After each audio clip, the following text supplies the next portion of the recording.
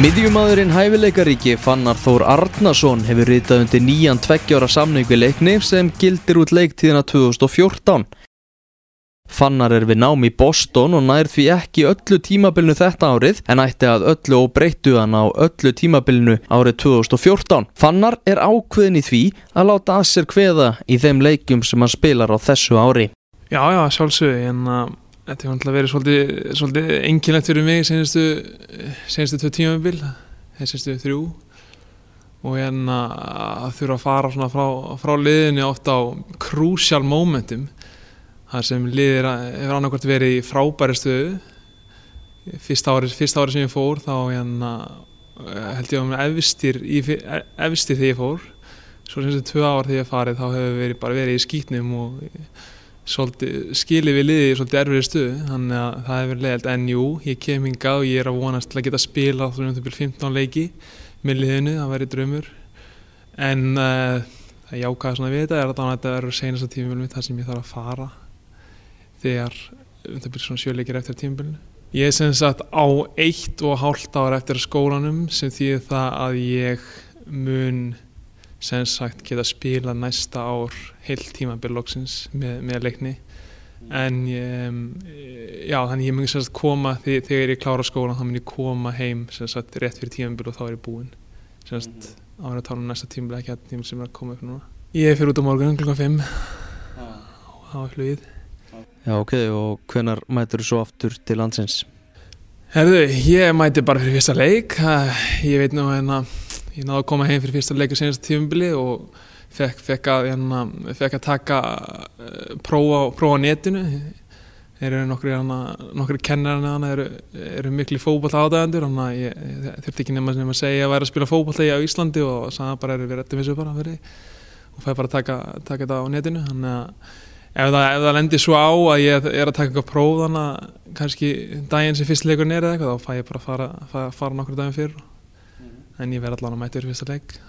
Ég í Boston bara borgin núna, skólinn bara eiginlega í miðri borginni, sko. Þetta er alltaf öðruvísi. Ég var í Norður Karolínu til að byrja með fyrsta 1,5 ára mitt, svo skipti ég það yfir því ég var ekki nógu sáttur með námið þar sem ég var, sko. En núna ég komin bara í algjöran topp skóla, bara með topp aðstæður fyrir bæði það sem ég að læra. Ég í kvikmyndanámið þarna úti og bara við topp aðstæður bæði fyrir fótbolta og nám, þannig að þetta bara frábært að vera hana á fullum styrk líka sem alltaf maður hattar kannski ekki. Þetta er svolítið einkennilegt að vera hana þegar ég kem hana fyrst þá fer ég semast ég spila hann í Norður Karolínu og þetta er svolítið sérstakur háskólaboltinn úti. Þetta er voða þú getur lent á liðum sem spila frábæran bolta bara, en svo getur líka lent á liðum sem spila algjörlega bara á styrk, sko. Og það er svolítið einkennt háskólabolta að vera bara með og bara fótbolta í Bandaríkjunum að þeir eru kannski ekki alltaf tekníski, þeir eru ofta að hafa líkamlega yfirburði oft. Og það er svolítið ennþá þannig í sumum liðum að þeir eru svolítið að spila kick and run, en svo eru hins vegar önnur lið sem komur óvart þegar ég kom hana fyrst hvað fótboltinn er góður að núti, sko. Já, það er topp þjálfununa og komur óvart hvað eru ótrúlega mikið að Bretum hann úti, bæði sem leikmenn og sem þjálfarar. Ég held að helmingurinn af þjálfurum hana í deildinu minni séu Bretar eða eitthvað og Bretarnir hafa nú oft þótt kunna eitthvað og vita eitthvað um fótbolta, þannig að þetta er topplið sem spilað hann og maður fær góða þjálfun, það er ekki spurning. En hvernig líst Fannari á stöðu mála hjá Leikni og hvaða væntingar hægt að gera til komandi tímabils?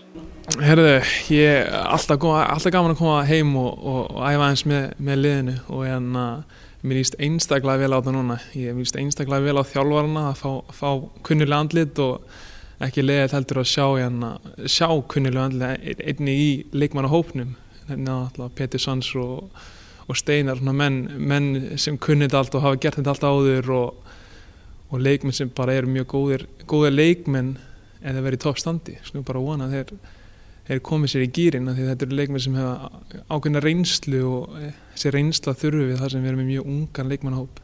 Varðandi árangur, ég hef nú alltaf alltaf vilja setja markmiðið hátt sko, en ég held að sé nú ekkert skynsamlegt að vera eitthvað að vera að pæla alltaf mikið í því hvar við endum í töflunni sko. Ég held að sé ekkert alltaf skynsamlegt, en ég hef þess að mjög góða tilfinningu fyrir þessi tímabili og að einhver ástæða þá ég er bara mjög góða tilfinningu og trúa því að við getum endað mun hærra og gert mun betur en þessi 2 ár.